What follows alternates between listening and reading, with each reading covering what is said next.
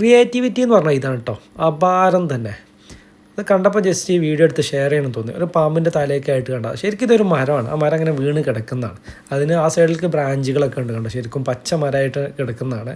അതിന് ഈ ഒരു ലെവലാക്കി മാറ്റിയതിൻ്റെ ഒരു ബാക്കിൽ ആരുടെ ബുദ്ധിയാണെന്നറിയില്ല, ശരിക്കും നമ്മൾ അപ്രീഷിയേറ്റ് ചെയ്യേണ്ട കാര്യം തന്നെ. ഈ ഒരു കാഴ്ച നമ്മുടെ പൊന്നാനിയിലെ കർമ്മ റോഡിലുള്ള പബ്ലിക് പാർക്കിലാണ്.